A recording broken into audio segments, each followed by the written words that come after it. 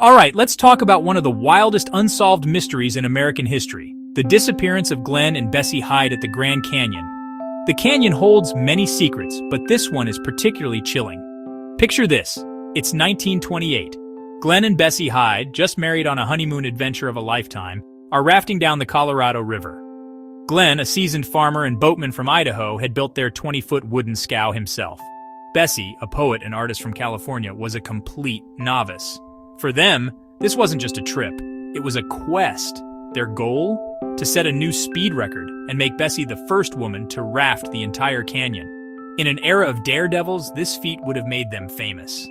They start in October full of hope, but as they journeyed deeper, accounts from people they met, like photographer Emery Kolb, painted a different picture. Bessie looked nervous, maybe even scared.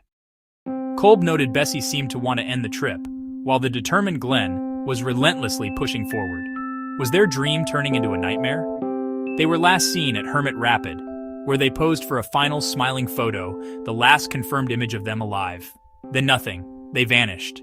Weeks later, a massive search got underway, with Glen's own father leading a desperate aerial search, but the vast canyon revealed nothing. Then, in mid-December, rescuers found their scow afloat, drifting aimlessly. It was packed with supplies, totally intact. Everything was neatly stowed, their clothes, food, Bessie's journal, and their camera. But there was no sign of Glen or Bessie, no footprints, no bodies. It's like they just disappeared into thin air. So what happened? The simplest theory is they were thrown from the boat and drowned. But why was the boat found upright and undamaged? Others whisper of a darker scenario, a heated argument that ended in murder. The most bizarre twist came decades later. In 1971, an elderly woman on a river trip confessed to fellow passengers that she was Bessie Hyde. She claimed she had stabbed Glen and hiked out of the canyon to start a new life. Was it a tall tale or a shocking confession? The mystery only deepens. Rumors swirled like the canyon's unpredictable currents. The most sensational theory? That Bessie, tired of the grueling journey, murdered Glen and simply walked away to start a new life.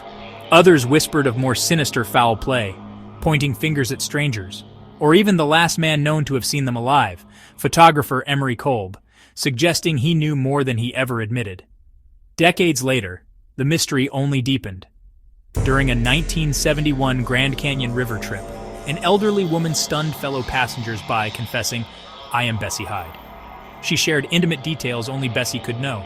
But after the trip, she recanted her story and vanished back into obscurity. A century later, the canyon still keeps its secret.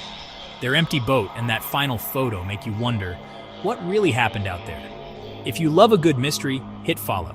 Tell me in the comments, what do you think happened to Glen and Bessie Hyde?